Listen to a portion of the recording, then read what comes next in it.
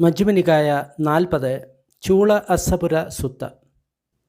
ഈ സൂത്തവും കഴിഞ്ഞ സൂത്തം പോലെ തന്നെ ഭിക്ഷുക്കൾക്കുള്ള ഉപദേശമാണ്. എന്നാൽ ചെറിയ ഒരു ഉപദേശമാണ്. ഈ സൂത്തവും അസ്സപുരയിൽ നിന്ന് തന്നെയാണ് ഭഗവാൻ ഉപദേശിച്ചത്. ഞാൻ ഇങ്ങനെ കേട്ടു, ഭഗവാൻ ഒരിക്കൽ അങ്ക എന്ന് പറയുന്ന സ്ഥലത്ത് താമസിക്കുകയായിരുന്നു. അവിടെ അസ്സപുര എന്ന് പറയുന്ന അംഗദേശത്തെ ഒരു നഗരമുണ്ടായിരുന്നു. അവിടെയായിരുന്നു ഭഗവാൻ താമസിച്ചിരുന്നത്. അവിടെ ഭഗവാൻ ഭിക്ഷുക്കളെ ഇങ്ങനെ അഭിസംബോധന ചെയ്തു. ഭിക്ഷുക്കളെ, പറഞ്ഞാലും ഗുരുവേ എന്ന് പറഞ്ഞ് ആ ഭിക്ഷുക്കൾ പ്രത്യുത്തരം കൊടുത്തു. ഭഗവാൻ ഇപ്രകാരം പറഞ്ഞു: ഭിക്ഷുക്കളെ, ജനങ്ങൾ നിങ്ങളെ ശ്രമണൻ ശ്രമണൻ എന്ന് പറഞ്ഞ് വിളിക്കുന്നു. ജനങ്ങൾ നിങ്ങളോട് നിങ്ങൾ ആരാണെന്ന് ചോദിക്കുന്നു. അപ്പോൾ നിങ്ങൾ ശ്രമണനാണ് എന്ന് നിങ്ങൾ അവകാശപ്പെടുന്നു. നിങ്ങൾ ശ്രമണനാണ് എന്ന് മറ്റുള്ളവർ വിളിക്കുന്നു, ശ്രമണനാണ് എന്ന് നിങ്ങൾ അവകാശപ്പെടുന്നു. അങ്ങനെയാണെങ്കിൽ നിങ്ങൾ ഈ രീതിയിൽ നിങ്ങൾ അഭ്യസിക്കണം. ശ്രമണന് അനുകൂലമായിട്ടുള്ള രീതിയിൽ തന്നെ ഞങ്ങൾ അഭ്യസിക്കും. അങ്ങനെ ചെയ്യുകയാണെങ്കിൽ നിങ്ങൾക്കുള്ള ഈ പേര് അന്വർത്ഥമാകും, നമ്മളുടെ അവകാശവും ശരിയുള്ളതാകും. ഇവിടെ ശ്രമണൻ എന്ന് പറഞ്ഞു കഴിഞ്ഞാൽ ഒരു ഭിക്ഷു എന്നാണ് അർത്ഥം. നമ്മൾക്ക് ലഭിക്കുന്ന വസ്ത്രം, ഭിക്ഷാന്നം, താമസസ്ഥലം, മരുന്ന്, രോഗികൾക്കുള്ള മറ്റ് ആവശ്യങ്ങൾ, ഇവയെല്ലാം കൊടുക്കുന്ന ആ വ്യക്തിക്ക് വളരെയധികം ഫലം കിട്ടുന്നു, അവർക്ക് വളരെയധികം ലാഭം കിട്ടുന്നു. അതുകൂടാതെ നമ്മളുടെ സന്യാസ ജീവിതം വെറുതെയാകുന്നില്ല, അതിലും നമ്മൾക്ക് ഒരുപാട് ലാഭം കിട്ടുന്നു, ഫലഭൂയിഷ്ടമാവുന്നു. അതായത് ഭഗവാൻ ഇവിടെ ഭിക്ഷുക്കളോട് പുണ്യക്ഷേത്രമാകണം എന്നാണ് പറയുന്നത്. ശ്രമണന് അല്ലെങ്കിൽ ഒരു ഭിക്ഷുവിന് അനുയോജ്യമായിട്ടുള്ള രീതിയിൽ നമ്മൾ ജീവിക്കുകയാണെങ്കിൽ നമ്മൾക്ക് ജനങ്ങൾ തരുന്ന ഭക്ഷണം, അതേപോലെ തന്നെ മരുന്ന്, അതേപോലെ തന്നെ താമസ സ്ഥലം, ആ ദാനമെല്ലാം അവർക്ക് സാർത്ഥകമാവും. കാരണം നമ്മളൊരു പുണ്യക്ഷേത്രമായിട്ടിരിക്കുകയാണ്. അതുകൊണ്ട് ഒരു ഭിക്ഷുവിന് യോജിച്ച രീതിയിൽ തന്നെ ഒരു ഭിക്ഷു ജീവിക്കണം. എന്നാൽ മാത്രമേ ആ വ്യക്തിയുടെ ഭിക്ഷുത്വ ജീവിതം ശരിയാകുകയുള്ളൂ എന്നാണ് ഭഗവാൻ പറയുന്നത്. അല്ലെങ്കിൽ അത് വെറുതെയായി പോകും എന്നാണ് ഭഗവാൻ ഇവിടെ പറയുന്നത്. എങ്ങനെയാണ് ഒരു ഭിക്ഷു ശ്രമണന് അനുയോജ്യമല്ലാത്ത രീതിയിൽ അഭ്യസിക്കുന്നത്? ചില ഭിക്ഷുക്കളുണ്ട്, അവർ ആസക്തി വിട്ടിട്ടില്ല, ദ്വേഷം വിട്ടിട്ടില്ല, ക്രോധം വിട്ടിട്ടില്ല, ശത്രുത വിട്ടിട്ടില്ല, പരനിന്ദ വിട്ടിട്ടില്ല, മറ്റുള്ളവരെ അപമാനിക്കുന്ന സ്വഭാവമുണ്ട്, ഈർഷ്യ വിട്ടിട്ടില്ല, ദാനശീലമില്ല, ചതിയുണ്ട്, വഞ്ചനയുണ്ട്, തെറ്റായിട്ടുള്ള ആഗ്രഹങ്ങൾ വയ്ക്കുന്നുണ്ട്, മിഥ്യാദൃഷ്ടി വയ്ക്കുന്നുണ്ട്. അവർ ഈ തെറ്റായിട്ടുള്ള കാര്യങ്ങളെ ഒന്നും തന്നെ ഉപേക്ഷിച്ചിട്ടില്ല. അതിനാൽ ഈ കമ്മികളാൽ, ഈ കാരണങ്ങളാൽ, ഈ പ്രശ്നങ്ങളാൽ ആ ഭിക്ഷു അപായ ലോകത്ത് അല്ലെങ്കിൽ ദുർഗതിയിലായിരിക്കും ജനിക്കുക. അവർക്ക് ദുർഗതിയാണ് ഉണ്ടാകുക. അവർ ഏതുവരെ ഈ പ്രശ്നങ്ങളെ ഉപേക്ഷിക്കുന്നില്ലയോ അതുവരെ അവർ ഒരു ശ്രമണന് യോജിച്ച രീതിയിലല്ല അഭ്യസിക്കുന്നത് എന്ന് ഞാൻ പറയുന്നു. അതായത് ഒരു ഭിക്ഷു നേരത്തെ പറഞ്ഞ കാര്യങ്ങളെല്ലാം ഉപേക്ഷിക്കണം എന്നാണ് പറയുന്നത്. ആസക്തി, ദ്വേഷം, ക്രോധം, ശത്രുത, ഈർഷ്യ, അതെല്ലാം ഉപേക്ഷിക്കണം എന്നാണ് ഭഗവാൻ പറയുന്നത്. അല്ലെങ്കിൽ അവർക്ക് ദുർഗതി ഉണ്ടാകും, അവർ അധോഗതിയിൽ പോകും എന്നാണ് പറയുന്നത്. ഇത് ഒരു ഭിക്ഷുവിന് മാത്രമല്ല, ഒരു സാധാരണ വ്യക്തിയും, ഏതൊരു വ്യക്തിക്ക് മുക്തി മോക്ഷം ആവശ്യമാണോ ആ വ്യക്തിയും ഇതെല്ലാം ഉപേക്ഷിക്കേണ്ടതുണ്ട്. ഇത് ഉപേക്ഷിക്കാതെ ഏതെങ്കിലും ഒരു വ്യക്തി ഭിക്ഷു ആവുകയാണെങ്കിൽ ആ സന്യാസത്തെ ഇരുതല മൂർച്ചയുള്ള ഒരു വാളിനെ പോലെ ഞാൻ കരുതും. അതിൽ വിഷം പുരണ്ടിട്ടുണ്ട്, അത് ഒരു തുണി കൊണ്ട് മൂടിയിരിക്കുകയാണ്. അതായത് ആ ഭിക്ഷുവിനെ ഒരു ഇരുതല മൂർച്ചയുള്ള ഒരു വാളിനെ പോലെയാണ് ഭഗവാൻ ഉപമിക്കുന്നത്, വിഷം പുരണ്ടിട്ടുള്ള ഒരു വാള്. അതുകൂടാതെ പല ഭിക്ഷുക്കൾക്കും പല പേരുകൾ ആ സമയത്ത് കൊടുത്തിട്ടുണ്ട്. സംഘാടിക പുതയ്ക്കുന്ന ഭിക്ഷു, സംഘാടിക എന്ന് പറയുന്ന സമയത്ത് പുറത്ത് ഒരു വസ്ത്രം ധരിക്കുക, അതിനെയാണ് സംഘാടിക എന്ന് പറയുന്നത്. അല്ലെങ്കിൽ അവൻ നഗ്നനായിട്ടുള്ള സന്യാസി, ജടാധാരിയായിട്ടുള്ള സന്യാസി, വൃക്ഷമൂലത്തിലിരിക്കുന്ന സന്യാസി, അങ്ങനെ പല പേരുകളും ആ സന്യാസിമാർക്ക് കൊടുത്തിട്ടുണ്ടായിരുന്നു. അതെല്ലാം ഉപയോഗശൂന്യമാണ്. ഇത്തരം ആൾക്കാർക്ക് ആ പേരുകൾ തന്നെ കൊടുക്കാൻ പാടില്ല എന്നാണ് ഭഗവാൻ പറയുന്നത്. ഭിക്ഷുക്കളെ, ഞാൻ പറയുന്നു, നിങ്ങൾ സംഘാടിക ധരിച്ചതുകൊണ്ട് മാത്രം സംഘാടക ധാരകൻ എന്ന പേരിന് അർഹതയില്ല. കാരണം ആ ഭിക്ഷു മനസ്സിൻ്റെ മറ്റ് ദൂഷ്യങ്ങൾ ഒന്നും തന്നെ ഉപേക്ഷിച്ചിട്ടില്ല. വസ്ത്രം ഇല്ലാതെ നടന്നതുകൊണ്ട് മാത്രം വസ്ത്രമില്ലാതെ നടക്കുന്ന ഭിക്ഷു എന്ന പേര് നിങ്ങൾക്ക് അനുയോജ്യമല്ല, നിങ്ങൾക്ക് യോജിക്കുന്നതല്ല. അഴുക്ക് പുരണ്ട വസ്ത്രം ധരിക്കുന്നത് കൊണ്ട് മാത്രം അഴുക്ക് വസ്ത്രം ധരിക്കുന്നവൻ എന്ന പേര് നിങ്ങൾക്ക് അനുയോജ്യമാകില്ല. വെള്ളത്തിൽ ഇടയ്ക്കിടയ്ക്ക് മുങ്ങുന്നത് കൊണ്ട് മാത്രം വെള്ളത്തിൽ മുങ്ങുന്ന സന്യാസി എന്ന പേര് നിങ്ങൾക്ക് അർഹിക്കുന്നില്ല.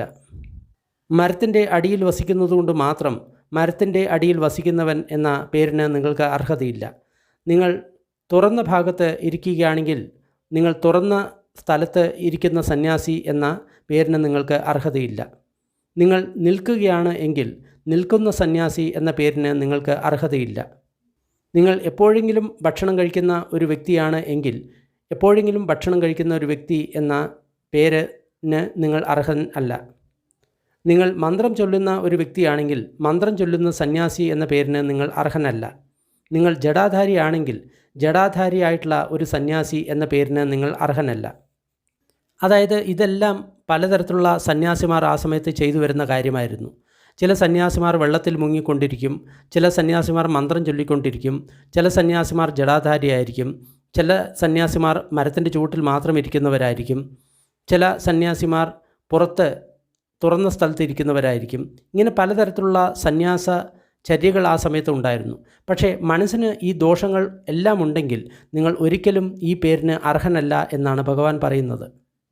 നിങ്ങൾ ഇങ്ങനെ ആലോചിക്കുക, നിങ്ങൾ പുറത്ത് ഒരു വസ്ത്രം ധരിച്ചതുകൊണ്ട് മാത്രം, സംഘാടിക എന്ന് പറയുന്ന വസ്ത്രം ധരിച്ചതുകൊണ്ട് മാത്രം നിങ്ങളുടെ ഉള്ളിലുള്ള ആസക്തി, ദ്വേഷം, ക്രോധം, ശത്രുത, നിന്ദ, അപമാനിക്കുന്ന സ്വഭാവം, ഈർഷ്യ, ദാനശീലമില്ലായ്മ, ചതി, മായാവിത്വം, വഞ്ചന, തെറ്റായ ആഗ്രഹം, മിഥ്യാദൃഷ്ടി ഇവ പോകുമായിരുന്നു എങ്കിൽ നിങ്ങൾ ജനിച്ചപ്പോൾ തന്നെ നിങ്ങളുടെ മിത്രങ്ങളും അതേപോലെ തന്നെ കുടുംബത്തിലെ അംഗങ്ങളും ബന്ധുക്കളും നിങ്ങൾ ജനിച്ചപ്പോൾ തന്നെ നിങ്ങളുടെ പുറത്ത് ഒരു സംഘാടിക അല്ലെങ്കിൽ ഒരു വസ്ത്രം പുതുപ്പിക്കുമായിരുന്നു. എന്നിട്ട് അവർ നിങ്ങളെ ഇങ്ങനെ ഉത്സാഹിപ്പിക്കുമായിരുന്നു: പ്രിയപ്പെട്ടവനെ, നിങ്ങൾ ഒരു പുറത്തുള്ള വസ്ത്രം ധരിക്കുക, സംഘാടിക. അത് ധരിച്ചു കഴിഞ്ഞാൽ നിങ്ങളുടെ ആസക്തി, ദ്വേഷം, ക്രോധം, ശത്രുത, നിന്ദ, അപമാനം ചെയ്യുന്ന സ്വഭാവം, ഈർഷ്യ, ദാനശീലമില്ലായ്മ, ചതി, വഞ്ചന, തെറ്റായിട്ടുള്ള ആഗ്രഹം, അതേപോലെ തന്നെ മിഥ്യാദൃഷ്ടി ഇവ പൂർണ്ണമായിട്ടും പോകും എന്ന് അവർ പറയുമായിരുന്നു. എന്നാൽ ചില സമയത്ത് ഞാൻ അത്തരം ആൾക്കാരെ കാണാറുണ്ട്. അവർ പുറത്ത് വസ്ത്രം ധരിക്കുന്ന, സംഘാടിക ധരിക്കുന്ന വ്യക്തികളാണ്. പക്ഷേ അവർക്ക് ഈ ദുർഗുണങ്ങൾ ഉണ്ട്. അതുകൊണ്ടാണ് ഞാൻ പറയുന്നത്, പുറത്തുള്ള വസ്ത്രം ധരിക്കുന്നവൻ, സംഘാടിക ധാരണം ചെയ്യുന്നവൻ എന്ന ആ നാമം ആ ഭിക്ഷുവിന് അർഹനല്ല. അതേപോലെ തന്നെ ബാക്കിയുള്ള കാര്യങ്ങൾ എല്ലാം തന്നെ പറയുകയാണ്. അതായത് നഗ്നനായിട്ടും അല്ലെങ്കിൽ പഴയ വസ്ത്രം ധരിച്ചിട്ടും അല്ലെങ്കിൽ വെള്ളത്തിൽ മുങ്ങിക്കുളിച്ചിട്ടും നിങ്ങളുടെ ആസക്തി, ദ്വേഷം, ക്രോധം, ശത്രുത, നിന്ദ, അഹങ്കാരം, അതേപോലെ തന്നെ ഈർഷ്യ, ദാനശീലമില്ലായ്മ, ചതി, വഞ്ചന, തെറ്റായിട്ടുള്ള ആഗ്രഹം, മിഥ്യാദൃഷ്ടി ഇവ പോകുമായിരുന്നു എങ്കിൽ നിങ്ങൾ ജനിച്ചപ്പോൾ തന്നെ നിങ്ങളുടെ ബന്ധുക്കൾ അതേപോലെ തന്നെ മിത്രങ്ങൾ നിങ്ങളോട് ഇങ്ങനെ പറഞ്ഞിട്ടുണ്ടാവും: നിങ്ങൾ നഗ്നനായിട്ട് തന്നെ നടക്കുക, നിങ്ങൾ പഴയ തുണികൾ മാത്രം ഉപയോഗിച്ച് നടക്കുക, നിങ്ങൾ വെള്ളത്തിൽ മുങ്ങിക്കിടക്കുക എന്ന് പറയുമായിരുന്നു. പക്ഷേ എന്നാലും ഇതെല്ലാം ചെയ്യുന്നവരിൽ ഞാൻ ഈ കാര്യങ്ങൾ കാണുന്നുണ്ട്. അതിനാൽ ആ പേരിന് അവർ യോഗ്യരല്ല എന്നാണ് പറയുന്നത്. അത് വീണ്ടും ഒരിക്കൽ കൂടി ഞാൻ ആവർത്തിക്കാം. ഉദാഹരണമായിട്ട്, നിങ്ങൾ നഗ്നനായിട്ട് നടക്കുന്ന ഒരു വ്യക്തിയാണെന്ന് കരുതുക, നിങ്ങൾ മുഷിഞ്ഞ വസ്ത്രങ്ങൾ ധരിക്കുന്ന വ്യക്തിയാണ് എന്ന് കരുതുക, നിങ്ങൾ വെള്ളത്തിൽ മുങ്ങിക്കിടക്കുന്ന ഒരു വ്യക്തിയാണ് എന്ന് കരുതുക, നിങ്ങൾ മരത്തിൻ്റെ അടിയിൽ ഇരിക്കുന്ന ഒരു ഭിക്ഷുവാണ് എന്ന് കരുതുക, നിങ്ങൾ പുറത്ത് താമസിക്കുന്ന ഒരു ഭിക്ഷുവാണ് എന്ന് കരുതുക, നിങ്ങൾ തുടർച്ചയായിട്ട് നിൽക്കുന്ന ഒരു വ്യക്തിയാണ് എന്ന് കരുതുക, നിങ്ങൾ ഇടയ്ക്ക് എപ്പോഴെങ്കിലും മാത്രം ഭക്ഷണം കഴിക്കുന്ന ഒരു വ്യക്തിയാണ് എന്ന് കരുതുക, നിങ്ങൾ മന്ത്രം ജപിക്കുന്ന ഒരു വ്യക്തിയാണ് എന്ന് കരുതുക, നിങ്ങൾ ജടാധാരിയായിട്ടുള്ള ഒരു വ്യക്തിയാണ് എന്ന് കരുതുക. ജടാധാരി ആയതുകൊണ്ട് മാത്രം നിങ്ങളുടെ ആസക്തി, ദ്വേഷം, ക്രോധം, ശത്രുത, നിന്ദ, അപമാനം ചെയ്യാനുള്ള സ്വഭാവം, ഈർഷ്യ, ദാനശീലമില്ലായ്മ, ചതി, വഞ്ചന, തെറ്റായിട്ടുള്ള ആഗ്രഹം, മിഥ്യാദൃഷ്ടി ഇവ പോകുമായിരുന്നു എങ്കിൽ നിങ്ങൾ ജനിച്ച ഉടനെ തന്നെ നിങ്ങളുടെ ബന്ധുക്കളും കൂട്ടുകാരും അതേപോലെ കുടുംബക്കാരും നിങ്ങളെ ഈ രീതിയിൽ നഗ്നനായിട്ടും അതേപോലെ തന്നെ ജടാധാരിയായിട്ടും എല്ലാം പോകാൻ പ്രേരിപ്പിക്കുമായിരുന്നു. അതായത് ഇവിടെ പറയുന്നത്, നിങ്ങളുടെ വേഷഭൂഷകൾ കൊണ്ട് യാതൊരു കാര്യവുമില്ല. നിങ്ങൾ ജട ധരിച്ചതുകൊണ്ടോ അല്ലെങ്കിൽ താടി നീട്ടിയത് വളർത്തിയതുകൊണ്ടോ അല്ലെങ്കിൽ ഈ രീതിയിലുള്ള വസ്ത്രം ധരിച്ചതുകൊണ്ടോ ഇതുകൊണ്ടൊന്നും യാതൊരു കാര്യവുമില്ല. നിങ്ങൾ ഏതുവരെ നിങ്ങളുടെ ഉള്ളിലെ ഈ തരത്തിലുള്ള ദുർഗുണങ്ങളെ നിങ്ങൾ ഇല്ലാതാക്കുന്നു, അപ്പോൾ മാത്രമേ നിങ്ങൾക്ക് പരിശുദ്ധി ഉണ്ടാകുകയുള്ളൂ, നിങ്ങൾ നല്ലവനായിട്ടുള്ളൊരു വ്യക്തിയായി മാറുകയുള്ളൂ, ആ പേരിന് നിങ്ങൾ അർഹരാകൂ എന്ന് പറയുന്നുണ്ട്. ഇത് ഈ കാലത്ത് വളരെ യോജിച്ച ഒരു കാര്യമാണ്. ഇന്ന് പല വിഭാഗക്കാരുണ്ട്, ധർമ്മ വിഭാഗക്കാരുണ്ട്. അവർ ഒരു തരം വേഷം ധരിക്കും, അല്ലെങ്കിൽ താടിയോ മുടിയോ എന്തെങ്കിലും വളർത്തും, അല്ലെങ്കിൽ മറ്റെന്തെങ്കിലും രീതിയിലുള്ള നമസ്കാരങ്ങളോ ചര്യകളോ വല്ലതും ചെയ്യും. അതുകൊണ്ട് മാത്രം അവർ ദിവ്യന്മാരാണ്, അവർ നല്ലവരാണ്, അവർ പരിശുദ്ധരാണ് എന്ന് അവർ അവകാശപ്പെടും. പക്ഷേ അവരുടെ ഉള്ളിലെ ആ ആസക്തി, ദ്വേഷം, ക്രോധം, ശത്രുത, നിന്ദ, ഈർഷ്യ, ദയാശീലമില്ലായ്മ, ദാനശീലമില്ലായ്മ, ചതി, വഞ്ചന ഇതൊന്നും പോയിട്ടില്ല. അവർ ഒരുപക്ഷെ മൃഗങ്ങളെ കൊല്ലുമായിരിക്കും. അതൊന്നും അവിടെ പ്രശ്നമല്ല. അവർ തങ്ങളുടെ ബാഹ്യരൂപത്തിലാണ് വിശ്വസിക്കുന്നത്. ഞാൻ ഈ രീതിയിൽ ഡ്രസ്സ് ചെയ്ത് കഴിഞ്ഞാൽ, ഈ രീതിയിൽ താടി മുടി വളർത്തി കഴിഞ്ഞു കഴിഞ്ഞാൽ ഞാനൊരു പരിശുദ്ധ വ്യക്തിയാണ് എന്നാണ് അവർ അവകാശപ്പെടുന്നത്. അപ്പോൾ ഭഗവാൻ പറയുകയാണ്, അങ്ങനെയാണെങ്കിൽ തന്നെ പിറന്ന ഉടനെ തന്നെ ആ കുട്ടിയോട് അവർ പറയുമായിരുന്നു, നിങ്ങൾ നഗ്നരായിട്ട് നടക്കുക, നിങ്ങൾ ജട ധരിക്കുക, നിങ്ങൾ വെള്ളത്തിൽ മുങ്ങി ഇരിക്കുക, നിങ്ങൾ വൃക്ഷത്തിൻ്റെ ചുവട്ടിലിരിക്കുക, നിങ്ങൾ തുറന്ന സ്ഥലത്തിരിക്കുക, നിങ്ങൾ മുഷിഞ്ഞ വസ്ത്രം ധരിക്കുക. ഇതൊക്കെ ചെയ്യുകയാണെങ്കിൽ നിങ്ങളുടെ ആസക്തി, ദ്വേഷം, ക്രോധം, ശത്രുത, നിന്ദ, അപമാനം ചെയ്യാനുള്ള ആ സ്വഭാവം, ദേഷ്യം, ദാനശീലമില്ലായ്മ, ചതി, വഞ്ചന, തെറ്റായിട്ടുള്ള ആഗ്രഹം, മിഥ്യാദൃഷ്ടി ഇവയെല്ലാം പോകും എന്ന് അവർ പറയുമായിരുന്നു. എന്നാൽ ഞാൻ ചില സമയത്ത് അത്തരം ആൾക്കാരിൽ കാണാറുണ്ട്. അവർ ഇതെല്ലാം ചെയ്യുന്നു, പക്ഷേ അവരുടെ ഉള്ളിൽ മേൽപ്പറഞ്ഞ പ്രശ്നങ്ങളൊന്നും പോയിട്ടില്ല. അതിനാൽ അവർ ഈ പേരുകൾക്ക് ഒന്നും തന്നെ അർഹനല്ല. അതായത് ജടാധാരിയായിട്ടുള്ള സന്യാസി, മന്ത്രം ചൊല്ലുന്ന സന്യാസി എന്ന് പറയുന്ന പേരുകൾക്കൊന്നും ആ വ്യക്തി അർഹനല്ല. കാരണം ആ വ്യക്തിയുടെ ഉള്ളിൽ ഈ തരത്തിലുള്ള ദുർഗുണങ്ങൾ ഉണ്ട്. ഇനി ഭഗവാൻ പറയുകയാണ്, ഒരു ഭിക്ഷു എങ്ങനെയാണ് ഒരു ശ്രമണന് അനുയോജ്യമായിട്ടുള്ള രീതിയിൽ അഭ്യസിക്കേണ്ടത്?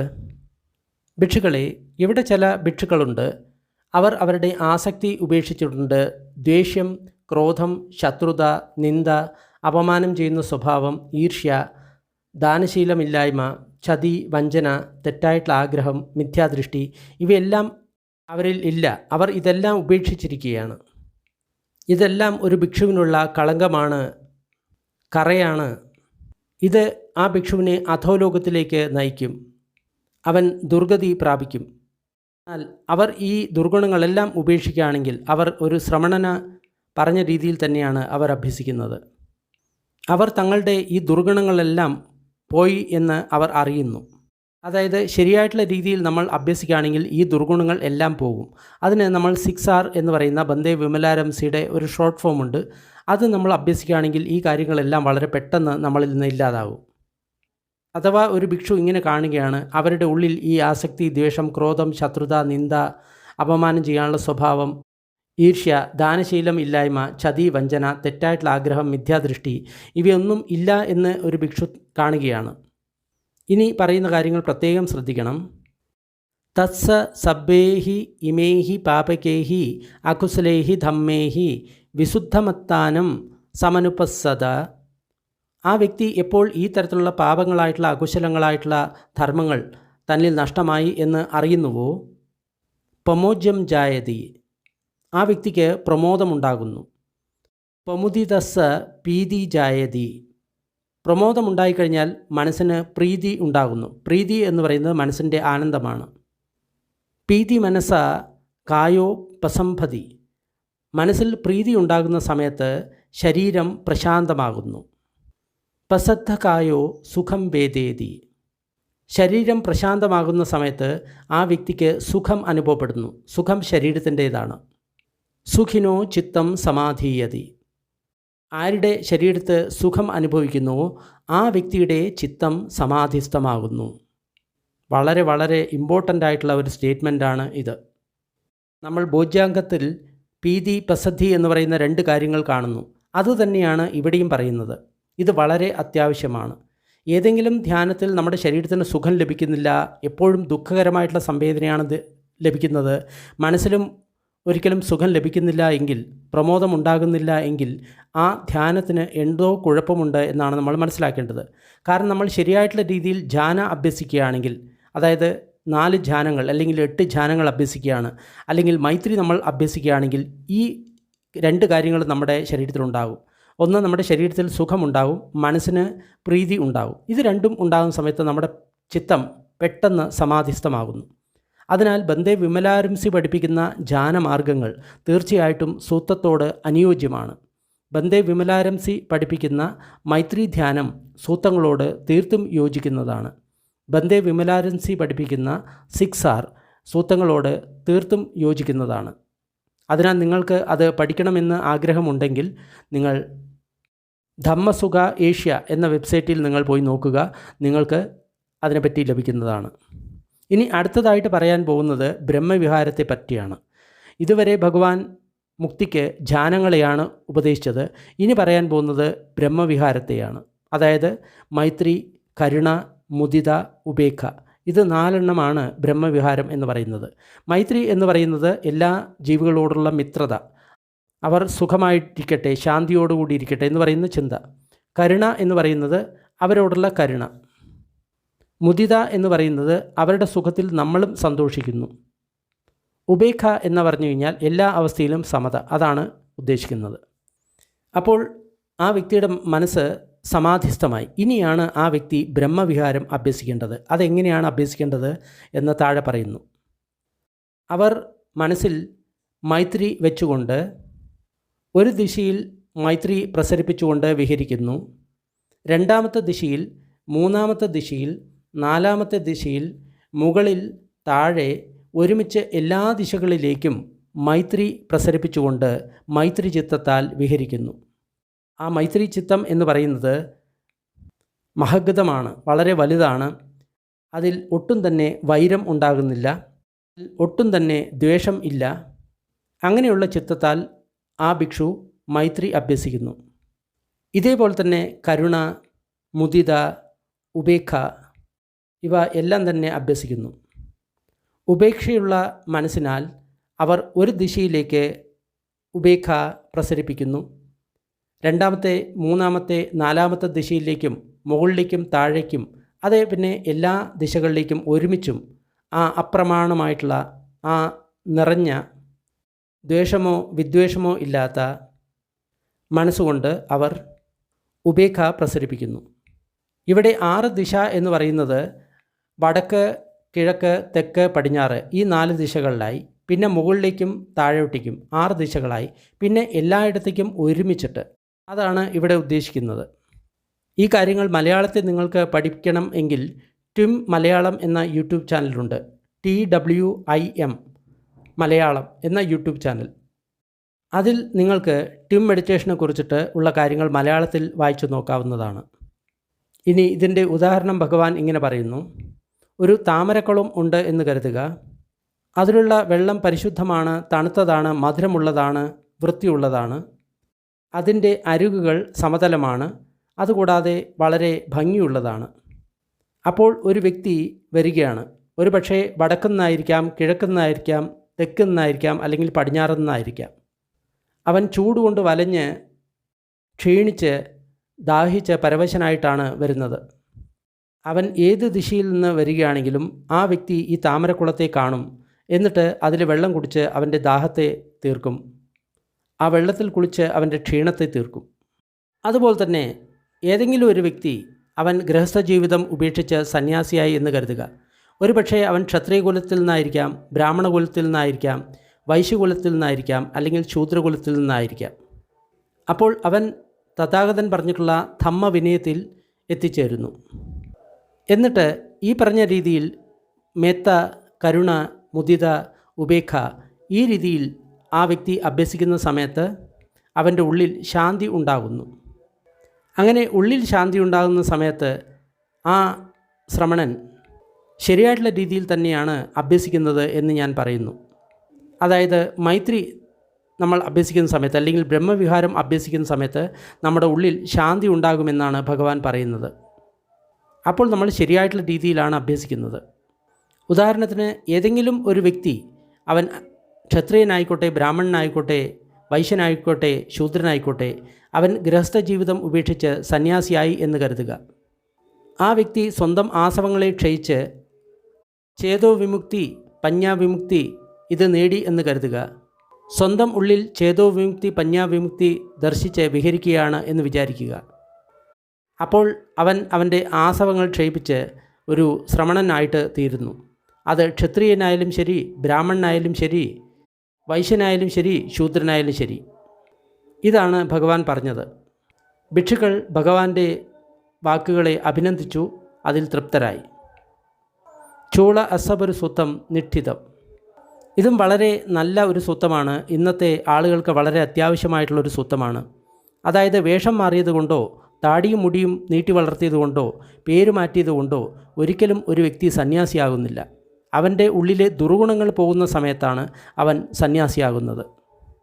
വേഷം മാറ്റി താടിയും മുടിയും വളർത്തി എന്ത് ദ്രോഹം ചെയ്തു കഴിഞ്ഞാലും സന്യാസിയാകുമെന്നാണ് പലരും കരുതുന്നത്. മനസ്സിൽ എന്ത് കുടിലത വെച്ച് കഴിഞ്ഞാലും അവൻ സന്യാസിയാകുമെന്നാണ് മറ്റുള്ളവർ കരുതുന്നത്. അത് തീർത്തും തെറ്റാണ് എന്ന് ഈ ഉപദേശത്തിൽ ഭഗവാൻ പറയുന്നു. അതിനാൽ അത്തരം ആൾക്കാർക്ക് ഈ ഉപദേശം നിങ്ങൾ തീർച്ചയായിട്ടും ഷെയർ ചെയ്യുക. സൂത്രം ഇഷ്ടപ്പെട്ടു കഴിഞ്ഞാൽ ലൈക്ക് ചെയ്യുക, ഷെയർ ചെയ്യുക. കൂടുതൽ സൂത്രങ്ങൾ ഡിസ്ക്രിപ്ഷൻ ബോക്സിലുണ്ട്. അല്പസമയം പുണ്യവിതരണത്തിൻ്റെ അഭ്യാസം ചെയ്യാം. ദുഃഖം അനുഭവിക്കുന്ന സർവ്വ പ്രാണികളും ദുഃഖത്തിൽ നിന്ന് വിമുക്തരാകട്ടെ. ഭയം അനുഭവിക്കുന്ന സർവ്വ പ്രാണികളും ഭയത്തിൽ നിന്ന് വിമുക്തരാകട്ടെ. ശോകം അനുഭവിക്കുന്ന സർവ്വ പ്രാണികളും ശോകത്തിൽ നിന്ന് വിമുക്തരാകട്ടെ. എല്ലാ പ്രാണികൾക്കും മുക്തി ലഭിക്കട്ടെ. നമ്മൾ നേടിയ ഈ പുണ്യത്തിൽ സർവ്വജീവികളും പങ്കാളികളാകട്ടെ. അതുമൂലം സർവ്വ പ്രാണികൾക്കും സുഖവും സന്തോഷവും ഉണ്ടാകട്ടെ. ഭൂമിയിലും ആകാശത്തിലും ഉള്ള സർവ്വ പ്രാണികളും അധോലോകത്തെയും മനുഷ്യലോകത്തെയും ദേവലോകത്തെയും രൂപ അരൂപ ബ്രഹ്മലോകത്തിലെയും സർവ്വ പ്രാണികളും നമ്മളുടെ ഈ പുണ്യത്തിൽ പങ്കാളികളാകട്ടെ. അതിശക്തരായിട്ടുള്ള ദേവന്മാരും ബ്രഹ്മന്മാരും ബുദ്ധശാസനത്തെ സംരക്ഷിക്കട്ടെ. സാധു സാധു സാധു.